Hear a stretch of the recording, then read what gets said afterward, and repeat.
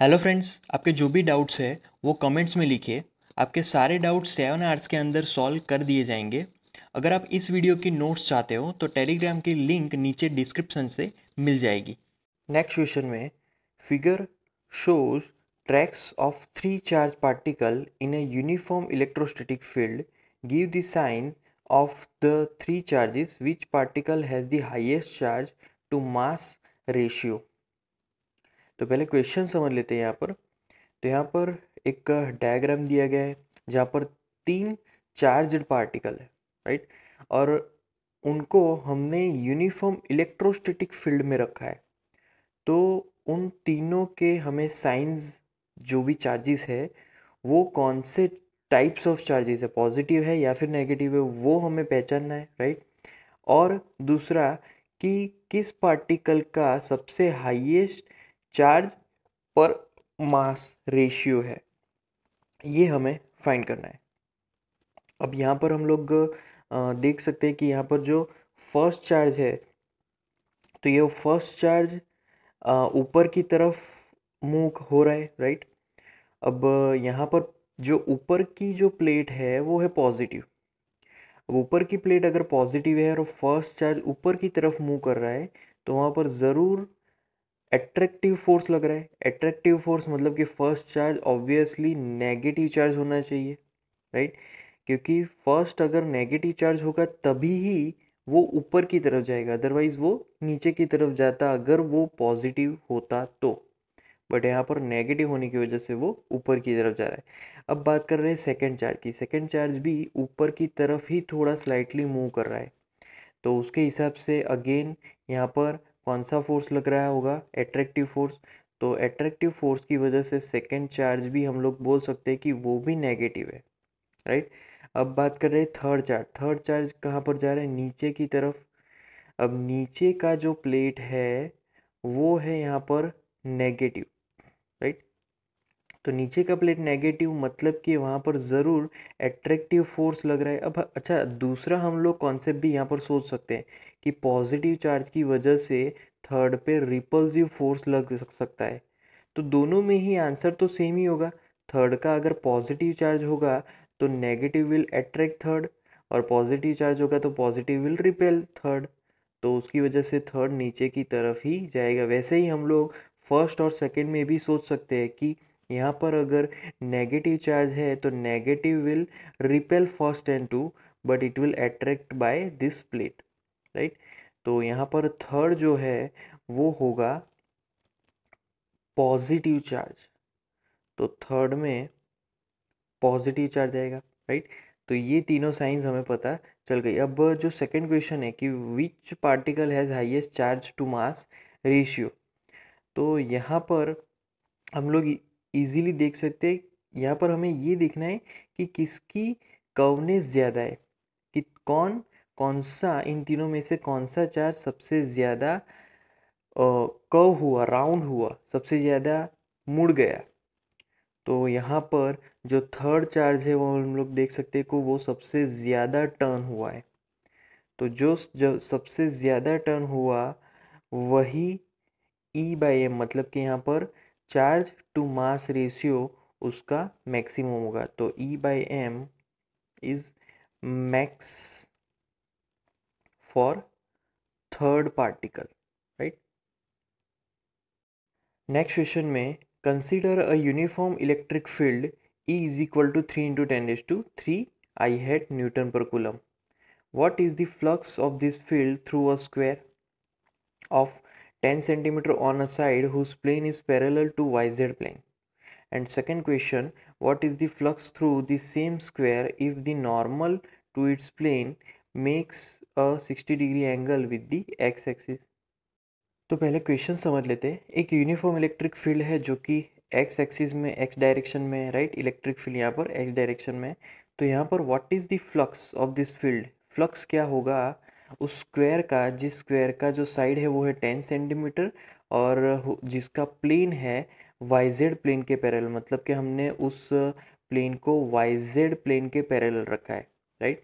और फिर दूसरा क्वेश्चन भी है यहाँ पर, वो बाद में देखते हैं। पहले ये हम लोग फाइंड कर लेते हैं इसका फ्लक्स। तो पहले इलेक्ट्रिक फील्ड एक कांस्टेंट टर्म है, वो दिया गया है, बट यहाँ पर एरिया का सिर्फ साइड दिया गया है।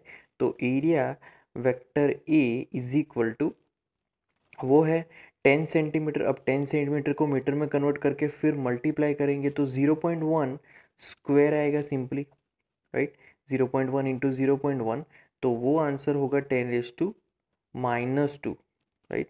तो उसका डायरेक्शन भी आई हैट होगा, क्योंकि यहाँ पर हमने प्लेन वाई जेड प्लेन में रखा है, तो एरिया वेक्टर का डायरेक्शन वाई जेड प्लेन के तो परपेंडिकुलर ही होगा, तो उसका डायरेक्शन यहाँ पर एक्स एक्सिस होगा, क्योंकि जो एरिया वेक्टर है वो हमेशा प्लेन के परपेंडिकुलर होता है, तो वाई जेड के परपेंडिकुलर एक ही डायरेक्शन है और वो है एक्स डायरेक्शन, राइट। तो ये हमें मिला मीटर स्क्वायर, तो ये एरिया वेक्टर हुआ। अब फ्लक्स की फॉर्मूला रखेंगे, फ्लक्स की फॉर्मूला है phi is equal to vector E dot vector A, right. ये फ्लक्स की फॉर्मूला भी। अब आगे यहाँ पर वैल्यूज़ रखें तो इलेक्ट्रिक फील्ड की वैल्यू है 3 × 10⁻³ I hat, right, into area vector है 10⁻² आई हैट। दोनों ही आई हैट है, दोनों की डायरेक्शन सेम है। अगर दोनों की डायरेक्शन सेम है तो आई हैट कॉस ज़ीरो की वैल्यू 1 और आई हैट यूनिट वेक्टर है, तो यहाँ पर आई हैट डॉट आई हैट 1 होगा। तो हमारा अब आंसर होगा 3 × 10⁻⁻1, राइट। और यूनिट होगा तो यहाँ पर 3 × 10⁻⁻1 मतलब 30, तो 30 newton metre square coulomb inverse इसका फ्लक्स का वैल्यू होगा। अब यहाँ पर दूसरे क्वेश्चन में जैसे बताया है कि what is the flux through the same square if normal to its plane make 60 degree. तो यहाँ पर 60 डिग्री एंगल बन रहा है, जैसे कि आप यहाँ पर फिगर में देख पा रहे हो, right. Normal to its plane, right, 60 degree, तो ये नॉर्मल है और ये उसका प्लेन है यहाँ पर। तो इलेक्ट्रिक फील्ड और एरिया वेक्टर दोनों के बीच का यहाँ पर एंगल 60 डिग्री बन रहा है, राइट। तो यहाँ पर अब फ्लक्स फाइंड करेंगे, तो फ्लक्स की formula again same, phi is equal to vector E dot vector A. यहाँ पर अब डैश ले लेंगे क्योंकि एरिया वेक्टर थोड़ा सा चेंज होगा, तो यहाँ पर फॉर्मूला होगी ई ए कॉस थीटा, राइट।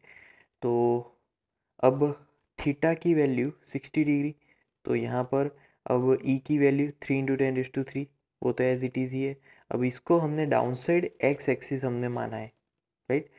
तो सॉरी, यहाँ पर जो एक्स एक्सिस है वो मैं फिगर में लिख लेता हूँ। एक्स एक्सिस इलेक्ट्रिक फील्ड की डायरेक्शन में ही है, तो इलेक्ट्रिक फील्ड की डायरेक्शन में अगर एक्स एक्सिस है तो एक्स एक्सिस हमारा इस साइड है, नीचे के स्लांटेड साइड में है, तो वो हमारा एक्स एक्सिस ही रहेगा, राइट। तो 3 × 10⁻³ फिर उसको मल्टीप्लाई करेंगे एरिया वेक्टर से, एरिया तो सेम ही है, सेम ही रहेगा, वो है 10⁻², राइट।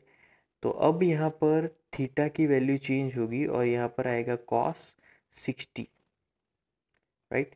तो अब उसको कैलकुलेट करेंगे तो 30, लास्ट टाइम हमारा 30 आया था, बट कॉस 60 इज़ 1/2, राइट। तो 30/½ कितना होगा, यहाँ पर 15 होगा। तो ये फ्लक्स मिल रहा है जब इलेक्ट्रिक फील्ड और एरिया वेक्टर दोनों का ही एंगल 60 डिग्री है, तो 15 newton metre square, right, metre square coulomb inverse. तो ये हुआ इलेक्ट्रिक फ्लक्स की वैल्यू।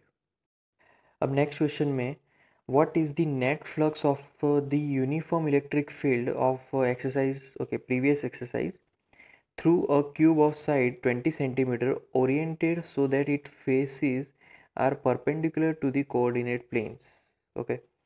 तो यहाँ पर एक क्यूब की बात हो रही है, राइट, और क्यूब की जो साइड है वो है 20 सेंटीमीटर। तो यहाँ पर हमें फ्लक्स फाइंड करना है। अब मान लीजिए कि यहाँ पर मैं क्यूब ड्रॉ कर रहा हूँ। अब ये जो 20 सेंटीमीटर वाला क्यूब है उसमें जो भी इलेक्ट्रिक फील्ड लाइंस जितनी भी यहाँ पर एंटर्स होगी, राइट, क्योंकि इलेक्ट्रिक फील्ड लाइंस कोई भी जैसे कि ये जो क्यूब है उसमें से जितनी एंटर होगी उतनी ही एग्जिट होने वाली है, राइट। कोई भी अंदर रुकने वाली नहीं है, तो जितनी एंटर है उतनी ही एग्जिट है। कोई भी इलेक्ट्रिक फील्ड अंदर स्टे करने वाली नहीं है, तो इसीलिए इसका जो इलेक्ट्रिक फील्ड लाइंस है वो ज़ीरो होगा। तो उसकी वजह से अगर इलेक्ट्रिक फील्ड लाइंस अगर ज़ीरो होगा तो हमारा फ्लक्स भी phi is equal to zero हो जाएगा, क्योंकि जितनी एंटर हो रही है उतनी एग्जिट हो रही है, तो no flux is linked with this cube, तो इसलिए आंसर यहाँ पर ज़ीरो आएगा। नेक्स्ट क्वेश्चन में careful measurement of the electric field at the surface of a black box indicates the net outward flux through the surface of the box is 8 into 10 raised to 3 Newton meter square per coulomb. What is the net charge inside the box? Okay. और second question में if the net outward flux through the surface of the box were zero, could you conclude that there were no charges inside the box? Why or why not? पहले question समझ लेते हैं कि एक measurement में जो electric field है एक ब्लैक बॉक्स के सरफेस पे, उस पे जो नेट आउटवर्ड फ्लक्स है उसकी वैल्यू दी गई है। नाउ अगर फ्लक्स है तो उसका नेट चार्ज कितना है उसके अंदर, और सेकंड क्वेश्चन में अगर नेट आउटवर्ड फ्लक्स, राइट, वो ज़ीरो है, तो क्या आप बोल सकते हो कि अंदर कोई चार्ज है नहीं है, क्यों नहीं है, राइट। वो हमें यहाँ पर समझना है। तो पहले हमें चार्ज फाइंड करना है, तो चार्ज फाइंड करने के लिए उसकी जो वैल्यू है उसकी पहले फॉर्मूला रखेंगे, राइट। तो फॉर्मूला है वो है phi is equal to, simple, ये तो जनरल फॉर्मूला है, क्यू अपॉन एप्सिलॉन ज़ीरो। अब यहाँ पर क्यू को सब्जेक्ट बनाएंगे, राइट। तो Q is equal to phi into epsilon zero. अब यहाँ पर वैल्यूज़ रखेंगे, तो फाई की वैल्यू तो वो है 8 इंटू 10⁻³ एंड एप्सिलॉन ज़ीरो की वैल्यू है 8.85 इंटू 10⁻⁻12, राइट। तो यहाँ पर जो आंसर आने वाला है वो है मल्टीप्लिकेशन से 0.07 माइक्रोकूलम, राइट। तो ये वैल्यू माइक्रो में है, राइट। तो ये चार्ज हमें इतना मिला, और ये जो चार्ज है वो चार्ज ब्लैक बॉक्स के अंदर का चार्ज है। ओके, अब यहाँ पर सेकंड क्वेश्चन में हमें ये बताना है कि चार्ज है या नहीं है। तो इसका आंसर जो है वो है नो, राइट। अब हम लोग यहाँ पर बोल नहीं सकते कि बॉक्स के अंदर कोई चार्ज है कि नहीं है, राइट। बट यहाँ पर बॉक्स के अंदर जो नेट चार्ज है उसके बारे में हम लोग बोल सकते हैं net charge is equal to zero, क्योंकि नेट चार्ज की बात होती है। नेट चार्ज हम लोग ज़ीरो बोल सकते हैं क्योंकि वहाँ पर जो मान लीजिए कि फ्लक्स ज़ीरो मिल रहा है, राइट। तो नेट चार्ज हम लोग ज़ीरो बोल सकते हैं, बट ऐसा नहीं बोल सकते कि कोई भी चार्ज ही नहीं है, क्योंकि वहाँ पर पॉजिटिव और negative same number of charges available होंगे। तो पॉजिटिव नंबर्स और नेगेटिव नंबर्स दोनों ही वहाँ पर सेम होंगे, इसी वजह से वो न्यूट्रल होगा। बट इसका मतलब ये नहीं कि कोई भी चार्ज नहीं है, चार्ज है, बट नेट चार्ज उसको हम लोग बोलेंगे zero. There is net charge zero, उसका मतलब क्या हुआ कि नो एक्सेसिव चार्ज, कोई भी पॉजिटिव ज़्यादा नहीं है या फिर कोई भी नेगेटिव ज़्यादा नहीं, अगर है तो दोनों ही सेम नंबर्स में है। नेक्स्ट क्वेश्चन में a point charge plus 10 microcoulomb is a distance 5 centimeter directly above the center of the square of side 10 centimeter as shown in figure. What is the magnitude of the electric flux through the square? Hint यहाँ पर दिया गया है, think of the square as one face of a cube with edge 10 centimetre. Okay, तो यहाँ पर एक base दिया गया है, राइट, एक स्क्वायर दिया गया है जो कि ग्राउंड पे है ऐसा बोल सकते हैं हम लोग, और वो जो स्क्वायर है उसकी जो साइड है वो है 10 सेंटीमीटर, राइट। अब उस स्क्वायर के एग्जैक्टली ऊपर 5 सेंटीमीटर ऊपर यहाँ पर 10 माइक्रोकूलम जितना चार्ज है। तो यहाँ पर उस स्क्वायर पे फ्लक्स कितना होगा ये हमें फाइंड करना है, राइट। तो यहाँ पर हम लोग मान लीजिए कि एज्यूम करें कि ये पूरा एक क्यूब है, तो हमें यहाँ पर क्यूब एज्यूम कर लिया, राइट।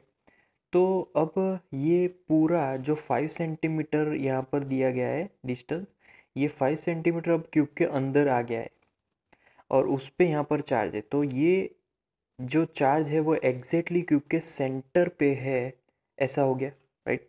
क्योंकि 10 सेंटीमीटर वाला ये क्यूब है, 10 सेंटीमीटर इसकी साइड है। अब यहाँ पर क्यूब का फ्लक्स उसकी फॉर्मूला में लिखूंगा, तो क्यूब के फ्लक्स की फॉर्मूला, तो that is phi is equal to क्या होगा, sigma Q upon epsilon zero. ये होगा क्यूब के फ्लक्स की फॉर्मूला, राइट। अब यहाँ पर एक्चुअली हमने एज्यूम किया है ये पूरा क्यूब है, बट रियलिटी में हमारे पास तो सिर्फ ये स्क्वायर है जो कि बेस पे बना हुआ है। तो क्यूब की टोटल साइड्स होती है कितनी, 6 साइड्स होती है क्यूब की। तो उसमें से हमारे पास सिर्फ एक ही साइड है, तो उन 6 में से मान लीजिए कि ये हमारा पूरा फ्लक्स है, तो मुझे सिर्फ एक साइड का फ्लक्स फाइंड करना है, तो मुझे बाई 6 कर देना होगा, क्योंकि क्यूब के अकॉर्डिंग यहाँ पर तो मेरे पास सिर्फ एक ही साइड है। तो एक साइड फाइंड करने के लिए नया फ्लक्स जो होगा वो मुझे पुराने वाले फ्लक्स में से बाई 6 कर देना है। तो phi dash is equal to पुराना फ्लक्स मतलब कि पूरे क्यूब का फ्लक्स बाई 6, तो उससे मुझे मेरा जो बेस है उसका फ्लक्स मिलेगा, राइट। तो यहाँ पर phi dash is equal to phi मतलब कि यहाँ पर उसकी फॉर्मूला, तो फॉर्मूला होगी क्यू अपॉन 6 है into epsilon zero as it is, right. तो अब वैल्यूज़ रखेंगे, तो phi dash is equal to Q, charge कितना है 10 microcoulomb, 10 into 10⁻⁻6 upon 6 into epsilon zero की वैल्यू 8.85 इंटू 10⁻12, राइट। तो ये उसकी वैल्यू है परफेक्ट, -12 होगा यहाँ पर, राइट। अब उसके बाद यहाँ पर आफ्टर कैलकुलेशन फाई डैश हमें यहाँ पर मिलने वाला है 1.8832 इंटू 10⁵ वो होगा newton metre square coulomb inverse, right. तो यहाँ पर कूलम इनवर्स भी आएगा लास्ट में। तो ये हमें मिला electric flux due to only this bottom, ये जो हमारा जो एकदम बॉटम है उसके स्क्वायर की वजह से ये इलेक्ट्रिक फ्लक्स मिला। नेक्स्ट क्वेश्चन में a point charge of 2 microcoulomb is at the centre of a cubic Gaussian surface 9 centimetre on edge, what is the net electric flux through the surface. Okay, तो यहाँ पर हमारे पास एक cube है, तो यहाँ पर 9 सेंटीमीटर क्यूब पे मिलने वाला फ्लक्स हमें फाइंड करना है। तो फ्लक्स की फॉर्मूला लिखेंगे, तो phi is equal to Q upon epsilon zero, right. तो यहाँ पर चार्ज कितना है, तो चार्ज है 2 माइक्रोकूलम, वैल्यूज़ रखेंगे, तो phi is equal to 2 into 10⁻⁶ upon epsilon zero है 8.85 इंटू 10⁻12, राइट। तो अब आफ्टर कैलकुलेशन ये जो वैल्यू मिलने वाली है वो that is 2.26 into 10⁵ newton metre square coulomb inverse. So इतना हमें फ्लक्स मिलने वाला है इस क्यूब का। ओके, नेक्स्ट क्वेश्चन में a point charge causes an electric flux of -1 into 10⁻³ newton metre square per coulomb to pass through a spherical Gaussian surface of 10 centimeter radius center on the charge. If the radius of the Gaussian surface were doubled, how much flux would pass through the surface? Okay. और second question है what is the value of the point charge, right? तो पहले question को समझ लेते हैं। एक point charge है कि जिसकी वजह से इलेक्ट्रिक फ्लक्स हमें मिल रहा है इतना, और स्फेरिकल गॉसियन सरफेस जिसकी रेडियस है 10 सेंटीमीटर और उसके सेंटर पे चार्ज है। तो अगर मैं उस गॉसियन सरफेस का रेडियस डबल करता हूँ तो फ्लक्स मुझे कितना मिलेगा, फ्लक्स पे क्या चेंजेस आएगा रेडियस की वजह से, वो फाइंड करना है। और सेकंड क्वेश्चन में पॉइंट चार्ज की वैल्यू क्या है वो फाइंड करनी है, राइट। तो यहाँ पर जो हमारे पास पहला जो रेडियस है वो आर रेडियस है, और दूसरा रेडियस है उसको डबल कर दिया है हमने, right.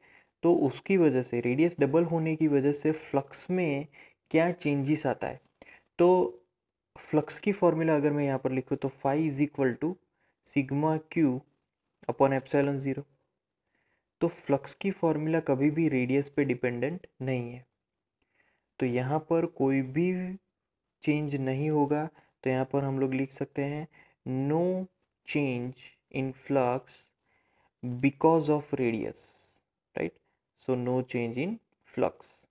Okay, now second question की तरफ चलते हैं। अब यहाँ पर रेडियस से तो कुछ चेंज नहीं होने वाला, तो यहाँ पर हमें सिर्फ फाइंड करना है पॉइंट चार्ज। तो सिंपली पॉइंट चार्ज फाइंड करने के लिए फ्लक्स की फॉर्मूला लगाएंगे, phi is equal to Q upon epsilon zero, right. तो अब चार्ज को फाइंड करने के लिए उसको सब्जेक्ट बनाएंगे, तो Q is equal to phi into epsilon zero. अब दोनों की ही वैल्यूज़ रखेंगे, तो यहाँ पर Q इज इक्वल टू पहले है फाई की वैल्यू है दैट इज़ -1 इंटू 10⁻³ राइट। और एप्सिलॉन ज़ीरो की वैल्यू है 8.85 इंटू 10⁻12, राइट। तो यहाँ पर कैलकुलेशन करने से आंसर मिल रहा है -8.85 इंटू 10⁻⁻9, और वो होगा कूलम, राइट। तो यहाँ पर जो 10⁻⁻9 है उसकी वजह से -8.85 -9 की वजह से नैनो आएगा, तो नैनो कूलम यहाँ पर आंसर होगा। नेक्स्ट क्वेश्चन में a conducting sphere of radius 10 cm has an unknown charge if the electric field 20 cm from the center of the sphere is 1.5 into 10⁻³ Newton per coulomb and points radially inward, what is the net charge on the sphere। तो यहाँ पर पहले question समझ लेते हैं। एक conducting sphere है जिसका रेडियस है 10 सेंटीमीटर और उसके पास अननोन चार्ज है।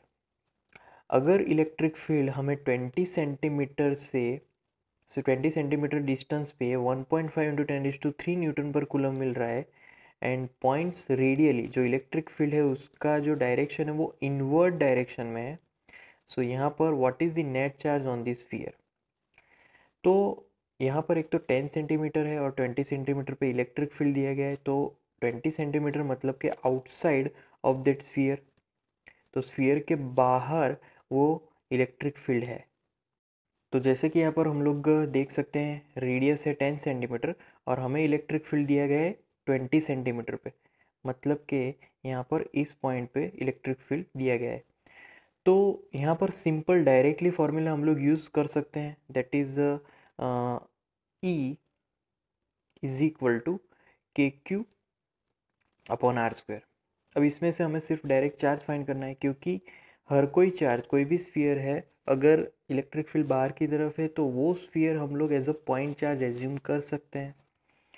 तो डायरेक्टली यहाँ पर Q को सब्जेक्ट बनाएंगे, तो यहाँ पर Q सब्जेक्ट, तो Q is equal to E into R² right upon K। अब यहाँ पर वैल्यूज़ रखेंगे, तो values Q is equal to electric field है और वो है 1.5 इंटू 10⁻³ देन आफ्टर R² मतलब कि डिस्टेंस, तो 20 सेंटीमीटर है, राइट। उसको मीटर में कन्वर्ट करेंगे तो बाय 100 मतलब 0.2 होल स्क्वायर अपॉन K की वैल्यू कांस्टेंट और वो है 9 इंटू 10⁻⁹, राइट। तो यहाँ पर आफ्टर कैलकुलेशन यहाँ पर आंसर मिलेगा वो है 6.67 इंटू 10⁻⁻9 कूलम, राइट। तो यहाँ पर 6.67 हम लोग ये भी लिख सकते हैं 6.67 नैनो कूलम। अब यहाँ पर क्वेश्चन में पहले ही बताया है कि जो इलेक्ट्रिक फील्ड है वो अंदर की तरफ है, मतलब कि सेंटर की तरफ जा रहा है यहाँ पर। अगर इलेक्ट्रिक फील्ड इनवर्ड डायरेक्शन में है तो यहाँ पर जो चार्ज हमें मिल रहा है वो नेगेटिव होगा। तो it signifies that we have negative charge, इसीलिए इलेक्ट्रिक फील्ड अंदर की तरफ है। नेक्स्ट क्वेश्चन में a uniform charge conducting sphere of 2.4 metre diameter has a surface charge density of 80 microcoulomb per metre square, find the charge on the sphere. Second question में what is the total electric flux leaving the surface of the sphere. Okay, तो पहला समझ लेते हैं question. एक sphere है हमारे पास जिसका डायमीटर है 2.4 मीटर, वो यूनिफॉर्मली चार्ज है और उसकी सरफेस चार्ज डेंसिटी है 80 माइक्रोकूलम पर मीटर स्क्वायर। तो उस स्फीयर पे हमें पहले तो चार्ज फाइंड करना है, और सेकंड क्वेश्चन में वो जो भी स्फीयर है उसका इलेक्ट्रिक फ्लक्स क्या है, तो इलेक्ट्रिक फ्लक्स भी हमें यहाँ पर फाइंड करना है। तो ये जो इलेक्ट्रिक फ्लक्स है वो लिविंग इलेक्ट्रिक फ्लक्स है, right, not entering, not net electric flux, सिर्फ लिविंग इलेक्ट्रिक फ्लक्स फाइंड करना है। कोई बात नहीं, यहाँ पर पहले हम लोग चार्ज फाइंड कर लेते हैं। तो चार्ज फाइंड करने के लिए फॉर्मूला है that is sigma, surface charge density की फॉर्मूला है क्योंकि सरफेस चार्ज डेंसिटी ही दी गई है। तो उसकी फॉर्मूला है total charge upon surface area, और यहाँ पर स्फीयर का सरफेस एरिया है 4πr²। अब यहाँ पर Q को सब्जेक्ट बनाएंगे तो Q subject Q is equal to sigma into 4πr² होगा, राइट। तो अब सिग्मा इज इक्वल टू, तो सिग्मा की वैल्यू होगी 80, माइक्रो है इसलिए 10⁻⁻⁶ into 4, right, into 3.14 into R radius. तो ये डायमीटर है, डायमीटर का हाफ रेडियस होगा 1.2 होल स्क्वायर, राइट। तो यहाँ पर आफ्टर कैलकुलेशन यहाँ पर आंसर होगा 1.446 इंटू 10⁻³ कूलम। तो ये हमें चार्ज मिल रहा है इतना। अब हम लोग यहाँ पर फ्लक्स फाइंड करेंगे। फ्लक्स पूछा गया है, लिविंग फ्लक्स। तो phi is equal to Q upon ε0। अब चार्ज हमने फाइंड कर लिया है, राइट। तो चार्ज की वैल्यू अपॉन ε0, तो charge is equal to 1.446 into 10⁻³ upon ε0 8.85 into 10⁻12, right. तो यहाँ पर आफ्टर कैलकुलेशन वैल्यू मिलेगी 1.64 into 10⁸ newton metre square coulomb inverse, right. तो ये हमें फ्लक्स की वैल्यू मिली। नेक्स्ट क्वेश्चन में an infinite line charge produces a field of 9 into 10⁴ newton per coulomb at a distance of 2 centimetre, calculate the linear charge density. तो यहाँ पर question में हमारे पास एक infinite length of line charge, उसका जो फील्ड है वो दिया गया है और वो फील्ड की डिस्टेंस दी गई, मतलब कि 2 सेंटीमीटर पे इतना फील्ड प्रोड्यूस हो रहा है, तो उसकी लीनियर चार्ज डेंसिटी हमें फाइंड करनी है। तो इलेक्ट्रिक फील्ड और लीनियर चार्ज डेंसिटी दोनों का ही एक रिलेशन है, राइट। वो रिलेशन है electric field E is equal to lambda upon 2πε0 into R। तो यहाँ पर लैम्बडा पूछा गया है, लीनियर चार्ज डेंसिटी, तो उसको सब्जेक्ट बनाएंगे। तो lambda subject is equal to E into 2πr into ε0, right. अब सिर्फ वैल्यूज रखनी है हमें, तो यहाँ पर is equal to E, right. तो E की वैल्यू है वो है 9 इंटू 10⁴,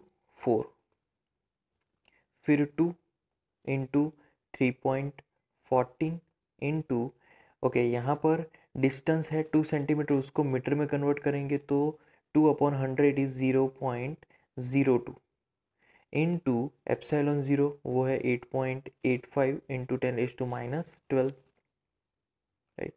तो यहाँ पर after calculation we will get 1 into 10⁻⁻⁶ coulomb metre inverse. तो इसको ऐसे भी हम लोग लिख सकते हैं कि lambda is equal to 0.1 micro coulomb metre inverse. तो ये हमें मिल रहा है लैम्बडा। लैम्बडा मतलब कि linear charge density. Next question में two charge thin metal plates are parallel and close to each other on their inner faces. The plates have surface charge densities of opposite signs and of magnitude 17 into 10⁻22 coulomb per meter square. What is E in the outer region of the first plate? Okay, यहाँ पर electric field पूछा है in the outer reason, मतलब कि बाहर की तरफ। फिर सेकेंड क्वेश्चन में outer region of second plate, और थर्ड क्वेश्चन में बिटवीन दी प्लेट्स। तो यहाँ पर प्लेट्स पहले ड्रॉ कर लेते हैं। ओके, तो यहाँ पर दो प्लेट्स दी गई है, दोनों एक दूसरे से नज़दीक है और दोनों एक दूसरे के पैरेलल है, राइट। बट उन दोनों पे ही दो अलग अलग सरफेस चार्ज डेंसिटी, एक प्लस है और एक माइनस है। अब तीनों को, मतलब कि दोनों प्लेट्स के अगल बगल जो भी स्पेस है उनको मैं तीन हिस्सों में डिवाइड कर रहा हूँ। एक फर्स्ट प्लेट के लेफ्ट हैंड साइड, दूसरा दोनों प्लेट्स के बीच जो कि सी है, और तीसरा सेकंड प्लेट के राइट हैंड साइड। अब यहाँ पर जो पॉजिटिव है वो तो आउटवर्ड डायरेक्शन में इलेक्ट्रिक फील्ड देगा, जैसे कि ये और ये आउटवर्ड डायरेक्शन होगी, और नेगेटिव है उसकी डायरेक्शन इनवर्ड होगी, जैसे कि ये और ये। तो पॉजिटिव के अकॉर्डिंग तीन इलेक्ट्रिक फील्ड मिलेंगे तीनों स्पेस में, और नेगेटिव चार्ज के अकॉर्डिंग तीनों स्पेस में तीन अलग अलग इलेक्ट्रिक फील्ड मिलेंगे जो कि अंदर की तरफ होंगे। अब उसको मैं यहाँ पर नाम करूँगा। तो यहाँ पर पहला इलेक्ट्रिक फील्ड बाहर की तरफ, तो वो है वेक्टर E1, राइट। और ये अंदर की तरफ, मतलब कि ये नेगेटिव चार्ज के अकॉर्डिंग है, तो वेक्टर E2। सेकेंड सी पे जाएंगे, सी स्पेस में, तो ये होगा वेक्टर E1 अगेन, और ये होगा वेक्टर E2। दोनों की डायरेक्शन सेम है, आप देख सकते हो यहाँ पर जो सेकेंड स्पेस है, जो इन बिटवीन स्पेस है, उनमें इलेक्ट्रिक फील्ड सेम डायरेक्शन में। बट सिग्मा के लेफ्ट हैंड साइड जो स्पेस है उन दोनों की ही इलेक्ट्रिक फील्ड अपोजिट है। अब हम लोग जाएंगे सेकेंड प्लेट के राइट हैंड साइड डायरेक्शन में, तो वहाँ पर ये होगा वेक्टर E1, क्योंकि बाहर की तरफ है तो वो पॉजिटिव की वजह से है, और ये अंदर की तरफ है तो वो है नेगेटिव की वजह से, राइट। तो ये होगा इलेक्ट्रिक फील्ड का डिस्ट्रीब्यूशन, राइट। अब हम लोग पहले जो फर्स्ट प्लेट है उसके लेफ्ट हैंड साइड वाले इलेक्ट्रिक फील्ड्स को कैलकुलेट करेंगे। तो लेफ्ट हैंड साइड वाली इलेक्ट्रिक फील्ड्स, तो vector EA is equal to vector E1 plus vector E2। यहाँ पर वेक्टर सम होगा, राइट। तो vector E1 plus vector E2। अब E1 जो है वो लेफ्ट हैंड साइड वाला इलेक्ट्रिक फील्ड है। अब लेफ्ट हैंड साइड मतलब कि negative x direction, negative x direction का इलेक्ट्रिक फील्ड हम लोग नेगेटिव लेंगे, तो इसीलिए वहाँ पर इलेक्ट्रिक फील्ड इस सरफेस की वजह से मिलने वाला है नेगेटिव सिग्मा अपॉन 2ε0। सरफेस की वजह से मिलने वाला इलेक्ट्रिक फील्ड, और यहाँ पर आई हैट होगा, नेगेटिव तो मैंने आगे ही लिख लिया, प्लस अब E2 की बात करें तो E2 कहाँ जा रहा है, राइट हैंड साइड डायरेक्शन में, जैसे कि यहाँ पर हम लोग देख सकते हैं। तो यहाँ पर राइट हैंड साइड डायरेक्शन मतलब कि सिग्मा अपॉन 2ε0 इंटू प्लस आई हैट, राइट। अब दोनों का समेशन, तो एक नेगेटिव एक पॉजिटिव है, तो ऑब्वियसली आंसर क्या होगा, ज़ीरो होगा। तो आंसर होगा ज़ीरो वेक्टर। तो left hand side electric field zero मिलेगा, प्लेट के लेफ्ट हैंड साइड यहाँ पर इलेक्ट्रिक फील्ड, ये जो ए स्पेस है वहाँ पर इलेक्ट्रिक फील्ड ज़ीरो होगा। अब यहाँ पर बात करेंगे जो स्पेस है, जो सेकेंड प्लेट के राइट हैंड साइड वाला स्पेस है उसकी, वहाँ पर इलेक्ट्रिक फील्ड फाइंड करेंगे, तो वहाँ पर EB आ जाएगा यहाँ पर, राइट। तो B स्पेस में मिलने वाला इलेक्ट्रिक फील्ड फिर से दोनों का ही वेक्टर सम। अब वेक्टर E1, तो अब यहाँ पर जैसे कि आप लोग देख सकते हैं कि यहाँ पर जो E1 है, E1 कौन सी डायरेक्शन में है, पी में राइट हैंड साइड डायरेक्शन में, राइट, और E2 जो है वो है लेफ्ट हैंड साइड डायरेक्शन में। अब राइट हैंड साइड डायरेक्शन में है तो वो पॉजिटिव होगा E1, राइट। तो वहाँ पर जो वैल्यू होगी वो होगी सिग्मा अपॉन 2ε0, राइट, और आई हैट, क्योंकि वो राइट हैंड साइड डायरेक्शन में, प्लस अब E2 की बात करें तो सिग्मा अपॉन 2ε0। अब वो लेफ्ट हैंड साइड डायरेक्शन में तो यहाँ पर माइनस आई हैट आएगा। अब दोनों एक पॉजिटिव एक नेगेटिव, तो यहाँ पर उन दोनों का ही वेक्टर सम हो जाएगा ज़ीरो वेक्टर। तो आंसर हमें यहाँ पर फिर से ज़ीरो मिल रहा है। जैसे ही ए में ज़ीरो मिल रहा है वैसे ही बी में भी ज़ीरो मिलेगा, क्योंकि यहाँ पर इलेक्ट्रिक फील्ड का मैग्नीट्यूड सेम है बट डायरेक्शन अपोजिट है। अब चलेंगे तीसरी ओर। तीसरी ओर मतलब कि यहाँ पर सी पे, मतलब कि सी पोर्शन में जाएंगे जो मिड पोर्शन है। अब यहाँ पर हम लोग सी की बात करेंगे, मिड पोर्शन की बात। तो यहाँ पर आप देख सकते हो कि इलेक्ट्रिक फील्ड दोनों की ही डायरेक्शन सेम है, राइट। तो यहाँ पर अब मैं फॉर्मूला लिखूँगा, तो फॉर्मूला के हिसाब से E1 sigma upon 2ε0, right, i hat, plus E2 sigma upon 2ε0, यहाँ पर भी आई हैट। अब दोनों को यहाँ पर वेक्टर एडिशन करेंगे, वेक्टर एडिशन से यहाँ पर मिलेगा 2 into sigma upon 2ε0, right. I hat unit vector है तो यहाँ पर भी आई हैट होगा, दोनों की डायरेक्शन सेम होगी, 2 गेट्स कैंसल्ड आउट। तो इसका सिंप्लीफिकेशन हमें मिलेगा सिग्मा अपॉन ε0, राइट, इंटू आई हैट। तो सिग्मा अपॉन ε0 इंटू आई हैट, अब इसकी वैल्यू रखेंगे सिग्मा अपॉन ε0 की। तो यहाँ पर पहले सिग्मा की वैल्यू है 17 इंटू 10⁻², यहाँ पर उसका है पावर -22, अपॉन ε0 वो है 8.85 इंटू 10⁻⁻12, राइट। तो ये होगा उसका पावर। अब कैलकुलेशन में यहाँ पर आंसर मिलेगा हमें इज इक्वल टू 1.92 इंटू 10⁻², उसकी पावर होगी -10, और उसकी डायरेक्शन हमें पता है आई हैट, राइट। और यूनिट, अगर यूनिट की बात करें तो इलेक्ट्रिक फील्ड का यहाँ पर यूनिट होगा न्यूटन कूलम इनवर्स, राइट।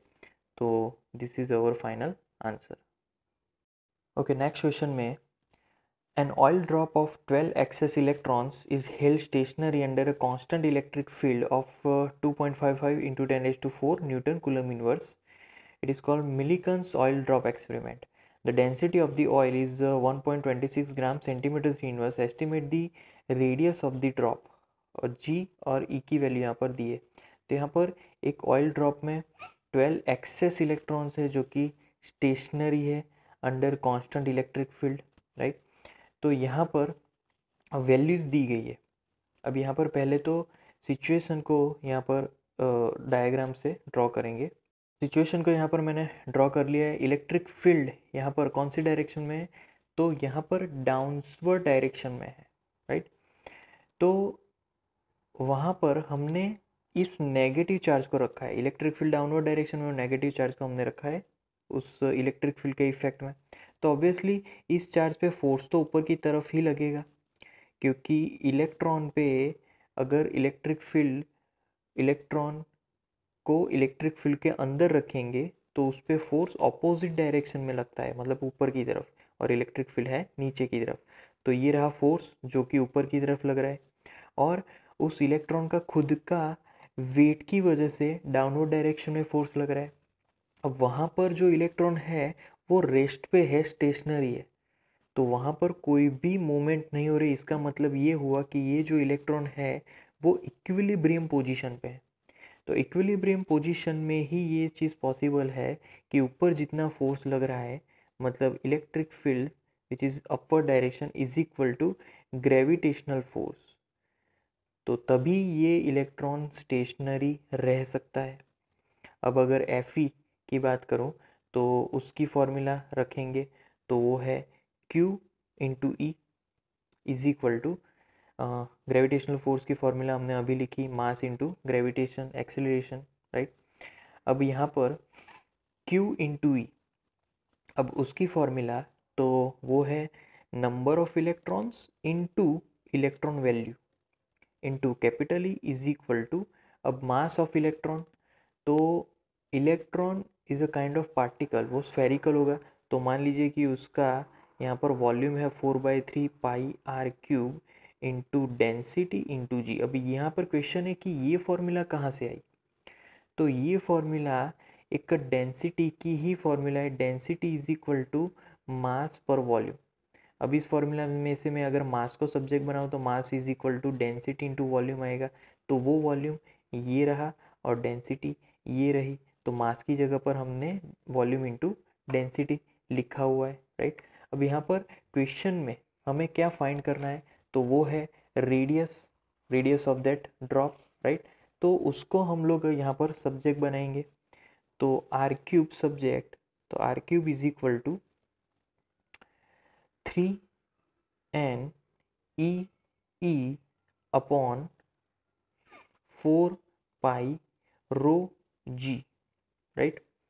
फिर उसके बाद सारी वैल्यूज़ अगर रखें तो इज इक्वल टू 3, फिर n मतलब कितने ड्रॉप्स है 12, फिर e 1.6 into 10⁻⁻19, right.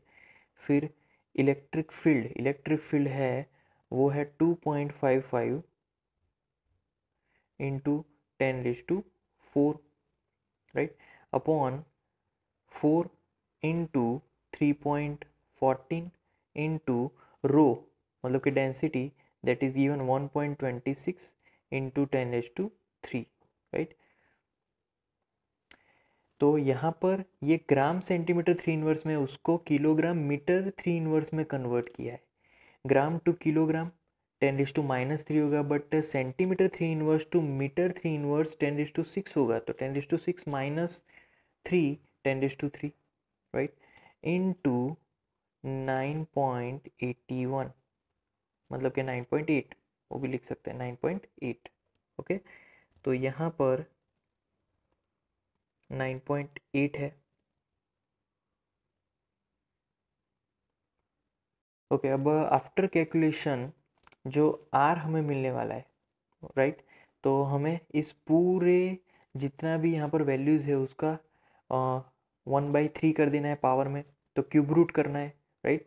Cube root आप कैलकुलेटर से कर सकते हो, 1/रूट, फिर 2/रूट, फिर 4/रूट, फिर से 1/रूट और इज इक्वल टू का बटन नहीं दबाना है, तो इससे आपको इस पूरे टर्म का क्यूब रूट मिल जाएगा। बट क्यूब रूट करने से पहले आपको ये जाननी ज़रूरी है कि ये जो पावर है वो 3 से डिविजिबल होने चाहिए, तभी उसको आपको क्यूब रूट को कन्वर्ट करना है, राइट।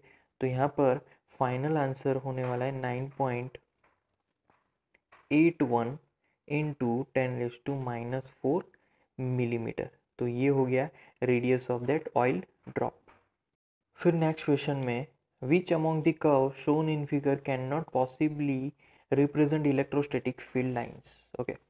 तो कौन से फील्ड लाइंस रिप्रेजेंट नहीं कर रहे हैं, तो पहला जो है वो रिप्रेजेंट नहीं कर रहा है, क्योंकि अगर पहला कंडक्टर पे ये सारे पॉजिटिव चार्ज होते तो वो बाहर की तरफ इलेक्ट्रिक फील्ड प्रोड्यूस करते, बाहर की तरफ कर रहे हैं, राइट।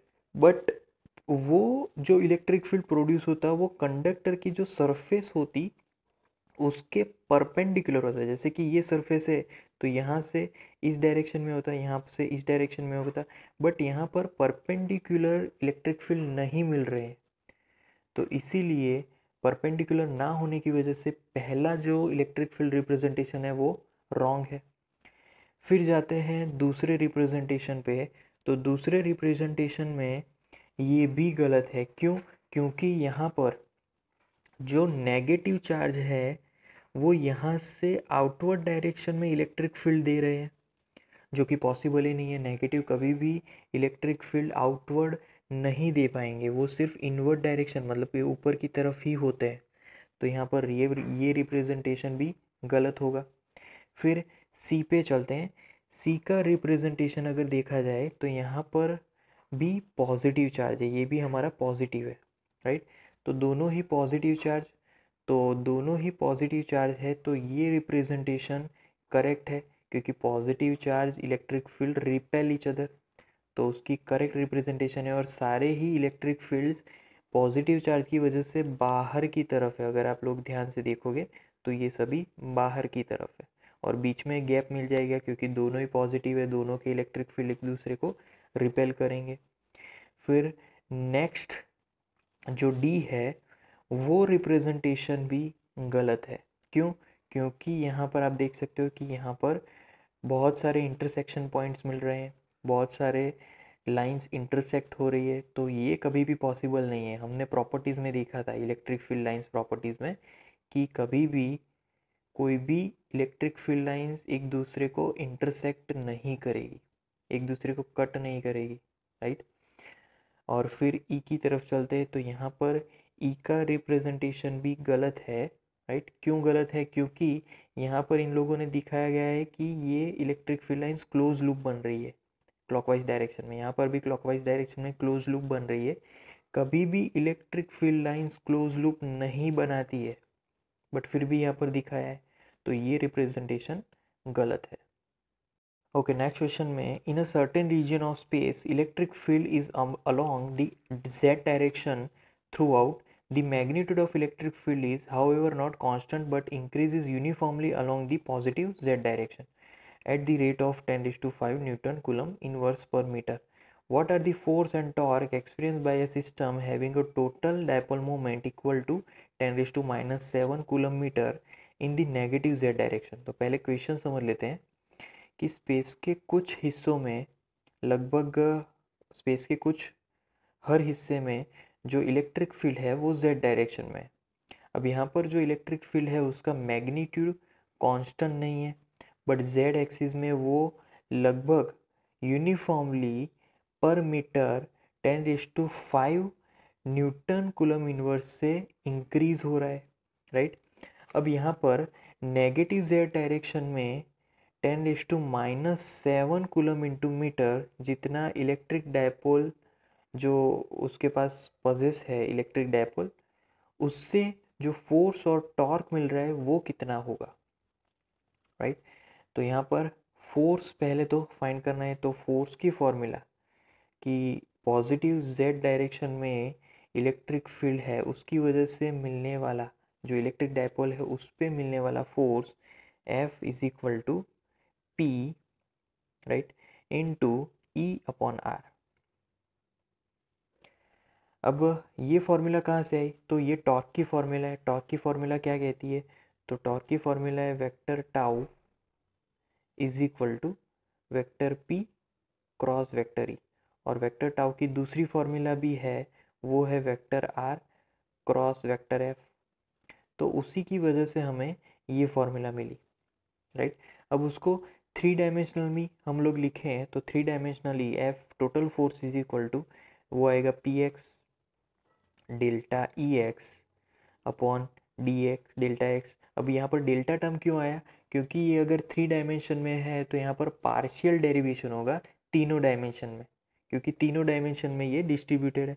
तो यहाँ पर PY delta EY upon delta Y plus PZ delta EZ upon delta Z, right.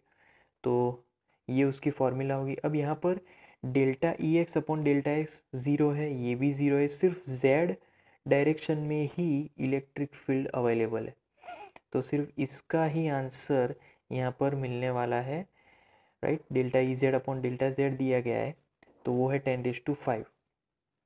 अब हम लोग बात करेंगे PZ, क्योंकि PZ भी फाइंड करना है, उन दोनों का मल्टीप्लिकेशन हमें फोर्स मिलेगा, राइट। तो PZ भी यहाँ पर दिया गया है 10⁻⁷, बट वो नेगेटिव, राइट, नेगेटिव डायरेक्शन में है, तो इसीलिए वो नेगेटिव है। तो यहाँ पर हमारे फोर्स की formula F is equal to negative 10⁻⁷ into 10⁵। तो इसकी कैलकुलेशन यहाँ पर हमें मिल रही है 10⁻² न्यूटन, बट वो नेगेटिव, राइट। तो इसका मतलब ये हुआ कि जो फोर्स की डायरेक्शन है वो नेगेटिव Z एक्सिस डायरेक्शन में है। अब यहाँ पर टॉर्क भी फाइंड करना है, तो टॉर्क की फॉर्मूला यहाँ पर रखेंगे vector tau is equal to vector P cross vector E, cross multiplication, तो यहाँ पर ऑब्वियसली क्या आएगा, साइन थीटा फंक्शन आएगा, तो P E sine theta, right. अब यहाँ पर हमें पहले से ही पता है कि ये और ये जो P है, मतलब इलेक्ट्रिक डाइपोल मोमेंट, वो नेगेटिव z डायरेक्शन में और electric field positive z direction में, दोनों एक दूसरे के ऑपोजिट है। तो यहाँ पर एंगल क्या आने वाला है, 180। तो P E sine 180 degree, sine 180 वो ज़ीरो है, तो इसीलिए यहाँ पर टॉर्क की वैल्यू ज़ीरो मिलेगी। तो फोर्स मिलेगा नेगेटिव z डायरेक्शन में 10⁻⁻² न्यूटन और टॉर्क मिलेगा ज़ीरो।